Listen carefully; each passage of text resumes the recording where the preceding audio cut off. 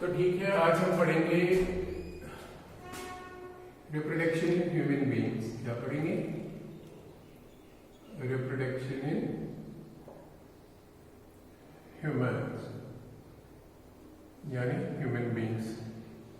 Human beings के अंदर जो है रिप्रोडक्शन कैसे होती है। तो जो ह्यूमन्स होते हैं, आप जानते हो, इनमें क्या होता है, इनमें सेक्सुअल डायमॉर्फिज्म होती है। क्या होती है? सेक्सुअल डायमॉर्फिज्म होती है। सेक्सुअल डायमॉर्फिज्म का मतलब क्या होता है? जब मेल और फीमेल सेक्सुअल डायमॉर्फिज्म, जब मेल और female individuals external body characters से डिस्टिंग्विश हो जाए तो इसको कहते हो सेक्सुअल डायमॉर्फिज्म। इंसानों में सेक्सुअल डायमॉर्फिज्म पाई जाती है। Males and females, males and females are differentiated, males and females are differentiated by external characters। external characters से जो है पता चल जाता है मेल कौन है और फीमेल कौन है, क्योंकि ऐसे कैरेक्टर्स इनमें अलग अलग होते हैं जिनसे पता चल जाता है मेल्स कौन है और फीमेल्स कौन है। तो ह्यूमन बीइंग्स जो होते हैं ये यूनिसेक्सुअल होते हैं। आप जानते हो यूनिसेक्सुअल मीन्स सेपरेट सेक्सेस, है ना। जैसे मैंने कहा मेल्स और फीमेल्स होते हैं इनमें, सेपरेट सेक्सेस होते हैं इनमें, ठीक है। तो यूनिसेक्सुअल होते हैं, सेपरेट सेक्सेस वाले होते हैं। तो ह्यूमंस में क्या होता है, इनमें एक जो है एक प्रॉपर एज के टाइम पे जो है ये सेक्सुअली मैच्योर हो जाते हैं, तभी तो ये इमैच्योर होते हैं। जैसे बॉयज जो है वो सेक्सुअली मैच्योर हो जाते हैं 14 से 15 साल की एज में, ठीक है। और गर्ल जो होती है वो 12 से 13 साल की एज में जो है सेक्सुअली मैच्योर हो जाते हैं, ठीक है। तो लड़कियां अर्लियर मैच्योर होती है सेक्सुअली देन बॉयज। बॉयज जो होते हैं वो जरा 1-2 साल बाद सेक्सुअली मैच्योर हो जाते हैं, ठीक है। इसका भी एक रीजन है, ये मैं आगे बताऊंगा आपको। तो ये एज तक ये रिप्रोड्यूस नहीं कर सकते हैं, लेकिन इस एज के बाद ये सेक्सुअली मैच्योर हो जाते हैं तो they can make young ones, understand. But फिर भी एक शादी के लिए एक जो है पर्टिकुलर एज जो होती है वो करार होती है, ठीक है। कम से कम लड़की के लिए 18 और लड़के के लिए 21 ईयर्स, ठीक है। तो ये एज जब ये दोनों मेल बॉयज और गर्ल्स जब ये सेक्सुअली मैच्योर हो जाते हैं, इस एज को एक पर्टिकुलर नाम दिया जाता है। इसको कहते हैं प्यूबर्टी। क्या कहते हैं? प्यूबर्टी कहते हैं। So what do you mean by puberty? Puberty क्या होती है? Puberty is the age in boys and girls. Age in boys and girls, लड़कों और लड़कियों में वो उम्र का पहुंचना जब वो सेक्सुअली मैच्योर हो जाते हैं और उनके प्राइमरी सेक्स ऑर्गन जो होते हैं, यानी मेल्स के अंदर टेस्टिस और फीमेल्स के अंदर ओवरीज, उनसे गैमेट्स बनना शुरू हो जाता है और सेक्स हार्मोन्स बनना शुरू हो जाता है। उस एज को हम कहते हैं puberty. Age in boys and girls when they become sexually mature, जब ये बन जाते हैं sexually mature and their primary sex organs, और जो इनके प्राइमरी सेक्स ऑर्गन्स होते हैं वो क्या करते हैं? Start producing. Primary sex organs से क्या होता है? स्टार्ट प्रोड्यूसिंग गैमेट्स, यानी मेल गैमेट्स और फीमेल गैमेट्स, ठीक है। गैमेट्स एंड सेक्स हार्मोन्स, ठीक है। जब इनके प्राइमरी सेक्स ऑर्गन्स से, यानी अगर लड़कों की बात करें तो उनमें प्राइमरी सेक्स ऑर्गन्स होते हैं टेस्टिस, तो उन टेस्टिस से क्या निकलना शुरू होता है? स्पर्म्स। स्पर्म्स बनना शुरू होता है और मेल सेक्स हार्मोन्स जिनको एंड्रोजेंस कहते हैं, एंड्रोजेंस, ठीक है। तो ये बनना शुरू हो जाते हैं। तो अगर फीमेल्स की बात की जाए, उनके गोनैड्स को हम ओवरीज कहते हैं। तो ओवरीज से ओवा बनना, जिनको एग्स कहते हैं, वो बनना शुरू हो जाते हैं। As well as female sex sex hormones जिनको एस्ट्रोजेंस कहते हैं, ठीक है, उनको एस्ट्रोजेंस कहते हैं। तो ये एज जब लड़के और लड़कियां सेक्सुअली मैच्योर हो जाते हैं, यानी उनके जो रिप्रोडक्टिव ऑर्गन्स होते हैं वो मैच्योर हो जाते हैं, प्राइमरी सेक्स ऑर्गन जो होते हैं उनसे गैमेट्स और क्या कहते हैं सेक्स हार्मोन्स निकलना शुरू हो जाते हैं। ऐसी एज को हम कहते हैं प्यूबरिटी, ठीक है। प्यूबरिटी तक, प्यूबरिटी आने से पहले लड़का लड़की जो होते हैं ये इनमें उतनी जैसी विजिबल चेंजेस नहीं हुई होती है, बट जो ही प्यूबरिटी की एज में वो पहुंचते हैं तो इनमें कुछ कैरेक्टर्स डेवलप हो जाते हैं जो फुली डिफरेंशिएट करते हैं एक बॉय को एक गर्ल से। ऐसे कैरेक्टर्स जो प्यूबरिटी के टाइम पे डेवलप होते हैं उनको कहते हैं सेकेंडरी सेक्सुअल कैरेक्टर्स। क्या कहते हैं? Secondary sexual characters. क्या कहते हैं? Secondary sexual characters. The characters which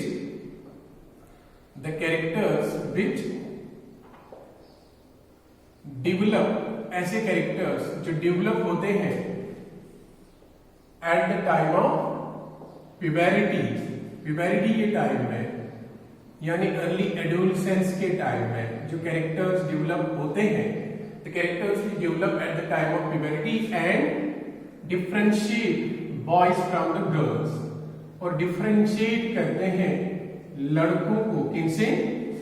लड़कियों से, ठीक है, फ्रॉम गर्ल्स। ऐसे कैरेक्टर्स को हम क्या कहते हैं? ऐसे कैरेक्टर्स को कहते हैं सेकेंडरी सेक्सुअल कैरेक्टर्स, ठीक है। सेकेंडरी सेक्सुअल कैरेक्टर्स ऐसे कैरेक्टर्स होते हैं जो एक प्यूबरिटी के टाइम पे डेवलप होते हैं लड़के लड़कियों में, और ये पूरी तरह से डिफरेंशिएट करते हैं बॉयज को गर्ल्स से। ऐसे सेकेंडरी सेक्सुअल कैरेक्टर्स जैसे आप देखते हो बॉयज में और गर्ल्स में कौन कौन से जो है सेकेंडरी सेक्सुअल कैरेक्टर जो है अपीयर हो जाते हैं। जैसे बॉयज में आपने देखा होगा जो सेक्स ऑर्गन्स होते हैं, sex organs grow in size, ठीक है, उनका साइज जो है बढ़ जाता है, ठीक है। सेम यहां पर भी सेक्स ऑर्गन्स ग्रो हो जाते हैं, ठीक है। उसके बाद जो लड़का होता है उसमें इंक्रीज इन हाइट हो जाती है, उसकी हाइट जो है बढ़ जाती है। यहां पर भी लड़की में इंक्रीज इन हाइट हो जाती है, लेकिन उतना ज्यादा इंक्रीज नहीं जितना एक लड़के में होता है, ठीक है। इस तरह यहां पर क्या हो जाता है, यहां पर ग्रोथ ऑफ लॉन्ग बोन्स हो जाती है, ठीक है। और यहां पर क्या हो जाता है, यहां पर होता है ग्रोथ ऑफ मॉस्टिक्स, ठीक है, मूंछें आ जाती है, एंड बियर्ड, यानी growth of hair on face. No growth of, यहां पर नहीं हो जाती है लड़कियों में मूंछें और दाढ़ी नहीं आती है, ठीक है। ये कैरेक्टर लड़कों में आता है। प्यूबरिटी के टाइम में इनको मूंछें और दाढ़ी आना शुरू हो जाती है, लेकिन गर्ल्स में ऐसा नहीं होता है। Growth of hair on body, growth of body hair, यानी यूजुअली चेस्ट पे हेयर आ जाते हैं, यहां पर इतनी ज्यादा ग्रोथ ऑफ हेयर नहीं होती है बॉडी में, क्योंकि ये रोल होता है टेस्टोस्टेरोन का, इनका हार्मोन एस्ट्रोजन होता है, तो ये इसलिए वहां पर नहीं होते हैं, ठीक है। तो बॉयज में और क्या हो जाता है, बॉयज में जो है आर्मपिट हेयर ग्रो हो जाता है, बगल में बाल आ जाते हैं, understand. Then growth of hair, pubic hair, reproductive organ, penis के अराउंड, टेस्टिस के ऊपर बाल आ जाते हैं, उसको कहते हैं प्यूबिक हेयर, ठीक है। लड़कियों में भी आर्मपिट हेयर और प्यूबिक हेयर जो है उसकी ग्रोथ हो जाती है, लेकिन दूसरे हेयर जो फेस पे होता है, बॉडी पे होता है, वो नहीं आता है यूजुअली। तो आर्मपिट हेयर लड़कियों में भी ग्रो होता है, and pubic hair, pubic hair अभी मैंने आपको बताया जो अराउंड सेक्स ऑर्गन्स आ जाता है, तो एक्सटर्नल सेक्स ऑर्गन्स, तो उसको कहते हैं प्यूबिक हेयर, ठीक है। तो ये लड़कियों में भी और लड़कों में भी हो जाता है, ठीक है। इसके बाद लड़के जो होते हैं इनमें जो है स्पर्म फॉर्मेशन होना शुरू हो जाता है। क्या हो जाता है? Sperm formation. और यहां पर लड़कियों में एग फॉर्मेशन हो जाता है, एग फॉर्मेशन। और लड़कियों में इस टाइम में क्या हो जाता है? Beginning of menstruation, menstrual cycle शुरू होता है, स्टार्ट होता है यहाँ पर जो है वो हमेशा चलता रहता है जब तक ये लड़की सेक्सुअली फर्टाइल रहती है। तो मेंस्ट्रुएशन इसको कहते हैं ब्लीडिंग, एक हर एक महीने में इसको ब्लीड होता है 2-4 दिन के लिए, और हर एक महीने में एक एग रिलीज होता है 2 ओवरीज में से, ठीक है। तो ये जो है ऐसे चेंजेस आ जाते हैं, ठीक है। इसके अलावा जो लड़कियां होती हैं उनके जो ब्रेस्ट्स होते हैं, ब्रेस्ट्स ग्रो इन साइज, ठीक है, उनका साइज जो है वो बढ़ जाता है, मेमोरी ग्लैंड्स साइज में बढ़ जाते हैं। इसके अलावा जो है पेल्विस उनका होता है, पेल्विस इसको कहते हैं, ठीक है, वो ब्रॉड हो जाता है। क्या हो जाता है? पेल्विस बिकम्स ब्रॉड, और थोड़ा सा यहाँ पर फैट की डिपोजिशन होती है, deposition of fat on deposition of fat on जो है हिप्स एंड इन फेस, ठीक है, थोड़ा सा फेस उनका जो है उसमें फैट डिपोजिशन होती है, और हिप्स पे फैट डिपोजिशन होती है। सब क्यूटेनियस फैट डिपोजिशन इनमें ज्यादा हो जाती है compare to the boys, boys उतनी उनमें फैट डिपोजिशन नहीं होता है, ठीक है। तो इस तरह जो लड़के होते हैं उनकी आवाज जो होती है वो जरा होर्स बन जाती है, हॉर्स वॉइस बन जाती है, ठीक है। तो उनके वोकल कॉर्ड जो होते हैं, वोकल कॉर्ड्स दोनों के चेंज हो जाते हैं, लड़के के भी और लड़की के भी। और लड़की की आवाज जो होती है वो हाई पिच्ड स्वीट वॉइस जैसी बन जाती है, हाई पिच्ड बन जाती है, और लड़के की लो पिच्ड बन जाती है, लेकिन एक बारी आवाज। लेकिन लड़की की जो होती है वो पतली जैसी आवाज होती है। तो ये है चेंज, वो चेंज जो प्यूबरिटी के टाइम पे जो आ जाते हैं इन लड़कों और लड़कियों में। इन चेंज को हम कहते हैं, इनको कहते हैं सेकेंडरी सेक्सुअल कैरेक्टर्स। इसके बाद एक लड़का, एक लड़की जो है, एक लड़का, छोटा बच्चा लड़का जो होता है वो looks becomes more like a man and a girl becomes more like a woman, understand? तो ये जो है कैरेक्टर्स उनमें डेवलप हो जाते हैं लड़कों और लड़कियों में। उसके बाद आपने पढ़ना है रिप्रोडक्टिव सिस्टम्स, ठीक है। पहले आपने पढ़ना है human reproductive systems. Reproductive systems में आपने पढ़ना है ह्यूमन रिप्रोडक्टिव सिस्टम्स।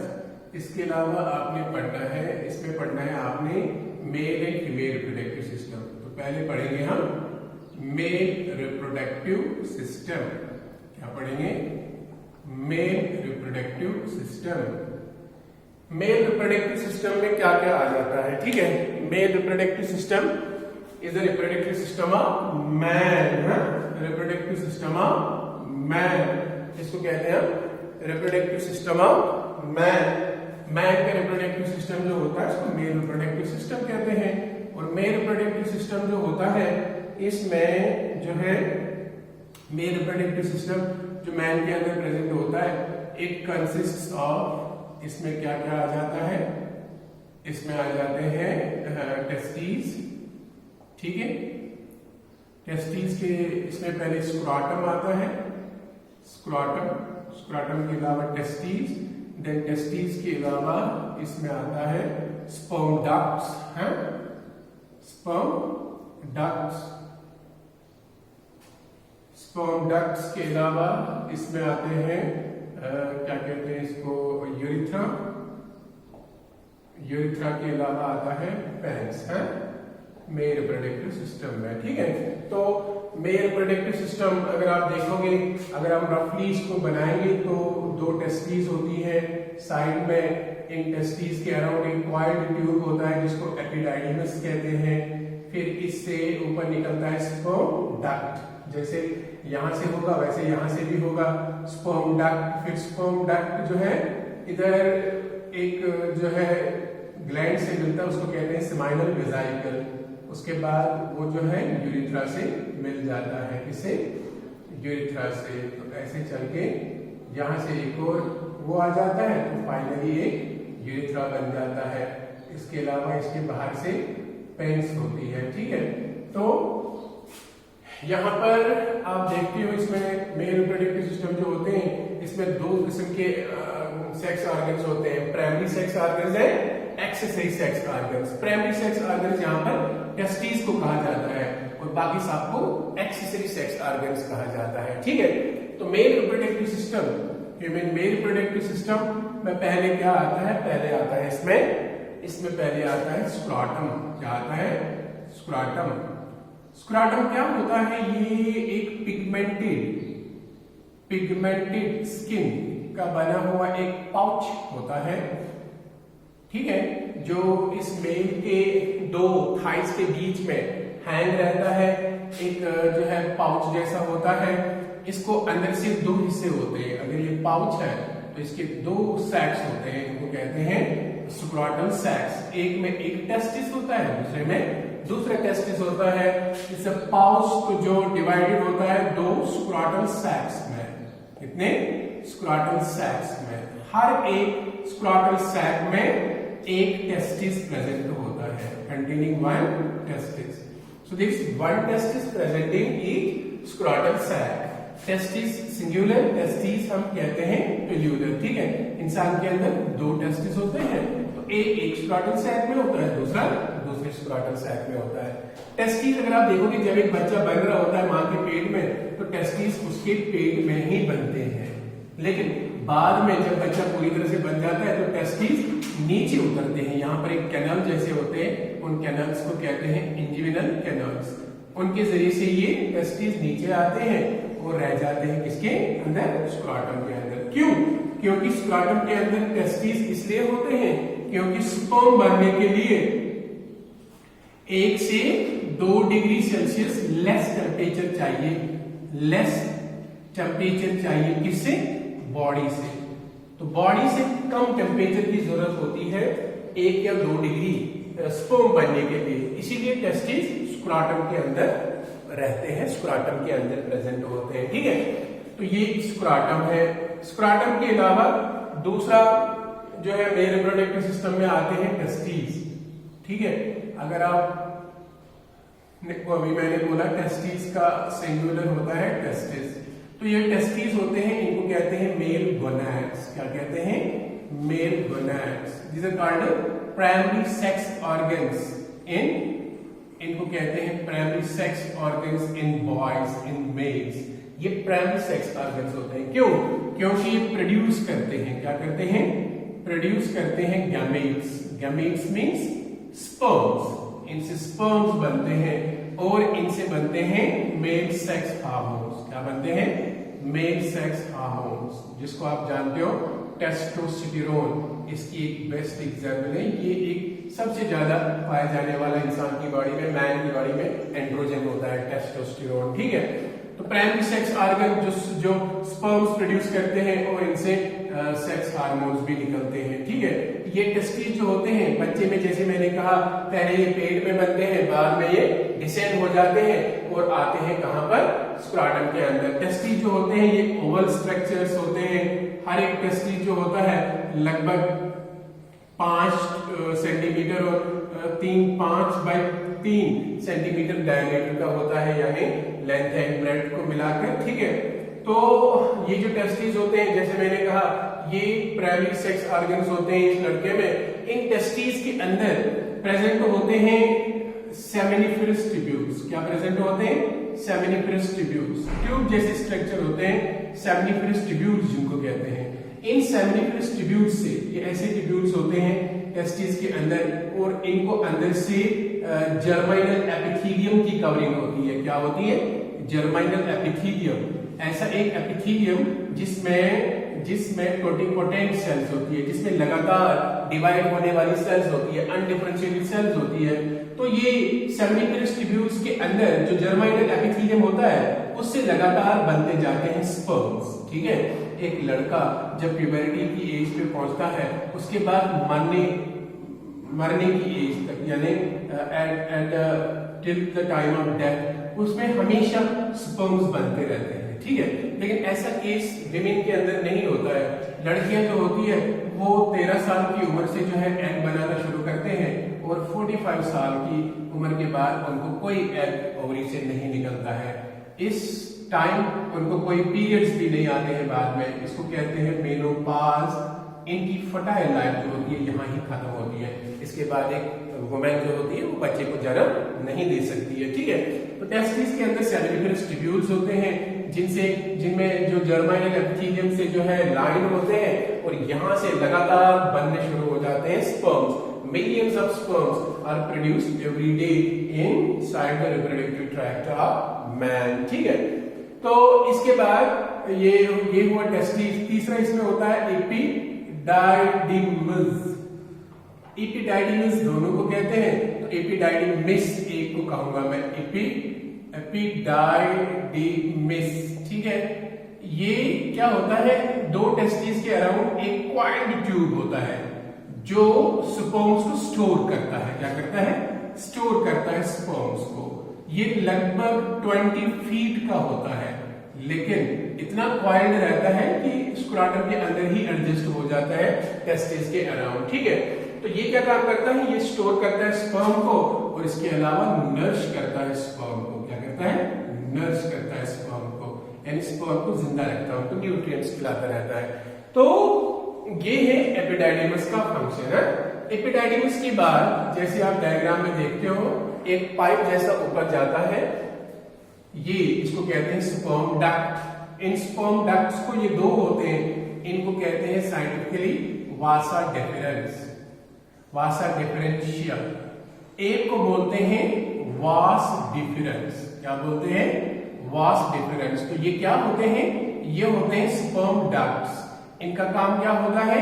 ये स्पर्म डक्ट जो होता है ये एपिडाइडिमस से स्पर्म्स को लेता है और उनको कंडक्ट करता है यूरेथ्रा के साथ, ठीक है। Sperm ducts conduct sperms to urethra, ठीक है। यूरेथ्रा के साथ कंडक्ट करते हैं कौन? ये स्पर्म डक्ट्स, ठीक है। स्पर्म डक्ट्स के अंदर जो है स्पर्म्स स्टोर भी रह सकते हैं, स्पर्म्स स्टोर भी रह सकते हैं, अंडरस्टैंड। यूजुअली इनका काम होता है एपिडाइडिमस से लेना, जब सेक्सुअल एक्ट होता है तो ये यहाँ से निकालते हैं स्पर्म्स को और पेनिस तक पहुंच जाते हैं, यूरेथ्रा तक पहुंच जाते हैं। इनको कहते हैं वासा डिफरेंशिया, इनको कहते हैं स्पर्म डक्ट्स, ठीक है। जब एक इंसान मैन जब उसका जो है स्टरलाइजेशन का परमानेंट जो मेथड ऑफ कंट्रासेप्शन होता है उसको यही काटे जाते हैं स्पर्म डक्ट्स। स्पर्म बनता है लेकिन बाहर नहीं निकलता है, इससे फर्टिलाइजेशन नहीं होती है और नया बच्चा नहीं बनता है, ठीक है। स्पर्म डक्ट्स के बाद आता है यूरेथ्रा। क्या आता है? यूरेथ्रा। यूरेथ्रा एक मैन के अंदर 20 सेंटीमीटर का एक ट्यूब होता है, ठीक है, जो कंडक्ट करता है, कंडक्ट स्पर्म्स को कंडक्ट करता है एंड यूरिन को कंडक्ट करता है टू आउटसाइड। दोनों को ये बाहर निकालता है, यूरिन को भी और स्पर्म्स को भी, लेकिन एक टाइम में या तो इससे स्पर्म पास हो सकता है या तो इससे यूरिन पास हो सकता है, यूरेथ्रा, ठीक है। यूरेथ्रा का जो होता है ये 20 सेंटीमीटर का एक ट्यूब होता है जो स्पर्म्स और यूरिन को कंडक्ट करता है आउटसाइड। उसके बाद इस मेल रिप्रोडक्टिव सिस्टम में आता है ऑर्गन, उसको कहते हैं पेनिस। तो पेनिस को कहा जाता है कॉपुलेटरी ऑर्गन। क्या कहा जाता है? कॉपुलेटरी ऑर्गन कहा जाता है। इसको मेल जेनिटेलिया भी कहा जाता है, ठीक है। इसका काम क्या होता है? यूज टू डिपॉजिट, इसका काम होता है डिपॉजिट करना सीमेन। असल में इसको सीमेन कहते हैं। इसमें से स्पर्म भी होता है और भी सिक्रीशंस होती है, तो ये इस्तेमाल किया जाता है डिपॉजिट करने के लिए सीमेन इनसाइड वजाइना ऑफ फीमेल, ठीक है। वजाइना फीमेल, सर्विक्स के नजदीक फीमेल की वजाइना में पेनिस से जो है डिपॉजिट होते हैं sperms. When penis becomes erect during intercourse, sexual intercourse, during copulation, उस टाइम क्या होता है? ये वजाइना के अंदर मैन जो होता है वजाइना के अंदर फीमेल में जो है सीमेन डिपॉजिट करता है, ठीक है। तो पेनिस जो होता है ये 3 इरेक्टाइल टिश्यूज का बना होता है, इरेक्टाइल टिश्यूज जिनके अंदर खून भर जाता है eight the time of sexual eruption, eight the time of जिसको कहते हैं जब सेक्सुअल, जब कॉपुलेशन के टाइम में जो है सेक्सुअली ये एक्टिवेट हो जाता है मैन। 3 इरेक्टाइल टिश्यूज का बना होता है। एक होते हैं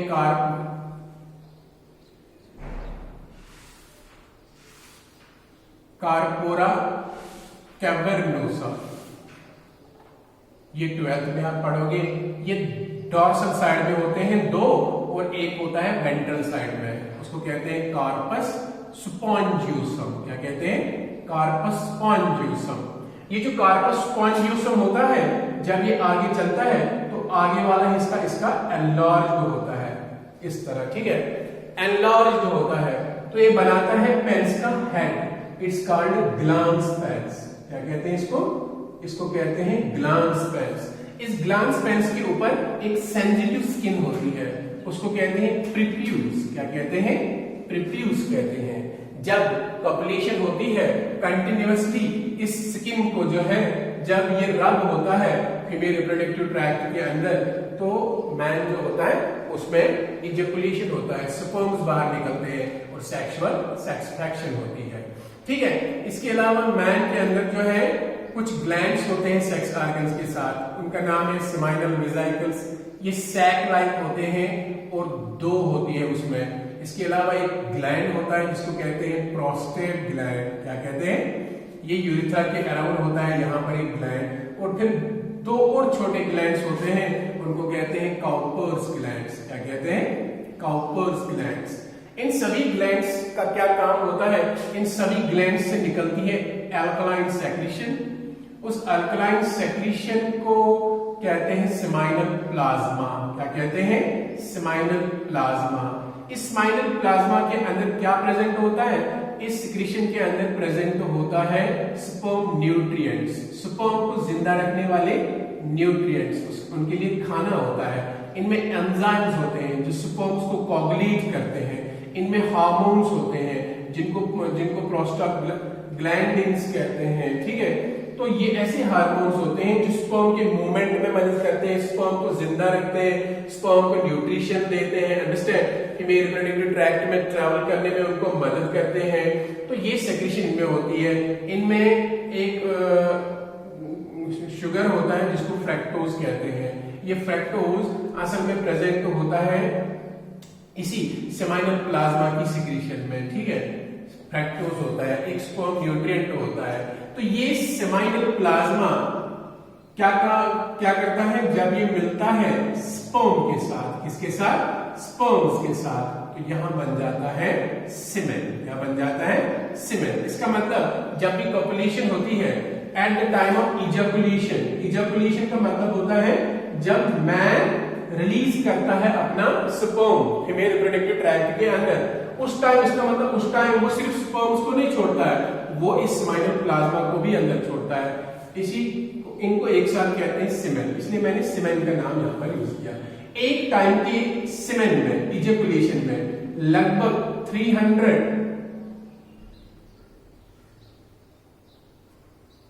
in one ejaculation there are millions of sperms, ठीक है। 300 to 400 million स्पर्म्स इसमें जो है प्रेजेंट होते हैं। हाँ, I don't know exactly how many, but millions of sperms are there present. हाँ, 3 to 4 million or 300 to 400 million? I will clear it you in the next topic. तो at the time of ejaculation there are billions of sperms present, लेकिन इन सब में से सिर्फ एक sperm मिलता है एग के साथ, ठीक है। बाकी सब जो है वो अंदर डिस्कार्ड हो जाते हैं, ठीक है। तो this is all about the male reproductive system. अब हम कल पढ़ेंगे फीमेल रिप्रोडक्टिव सिस्टम। क्या पढ़ेंगे? Female reproductive system. वो फीमेल रिप्रोडक्टिव सिस्टम में जो है उसमें भी जो है कुछ ऑर्गन्स होते हैं, जैसे फीमेल रिप्रोडक्टिव सिस्टम में आते हैं ओवरीज, ओवरीज के अलावा उसमें होते हैं ओविडक्ट्स, ठीक है। ओविडक्ट्स के अलावा उसमें होता है यूट्रस, यूट्रस के अलावा इसमें होता है वेजाइना, वेजाइना के अलावा बाहर वाली ओपनिंग होती है जिसको कहते हैं वुल्वा। और फीमेल रिप्रोडक्टिव सिस्टम में मेमरी ग्लैंड्स भी पढ़े जाते हैं, मेमरी ग्लैंड्स यानी ब्रेस्ट्स, अंडरस्टैंड। तो ये हम कल पढ़ेंगे। आज आपने जो है मेल रिप्रोडक्टिव सिस्टम पढ़ा, तो इतना काफी है। आज कल हम फीमेल रिप्रोडक्टिव सिस्टम पढ़ेंगे और इसके अलावा ये भी पढ़ेंगे कि एक फीमेल का मेंस्ट्रुअल साइकिल जो होता है, मेंस्ट्रुएशन जिसको कहते हैं, वो क्या होता है, जब एग फर्टिलाइज नहीं होता है तो क्या होता है फीमेल की लाइफ में। हाँ, आज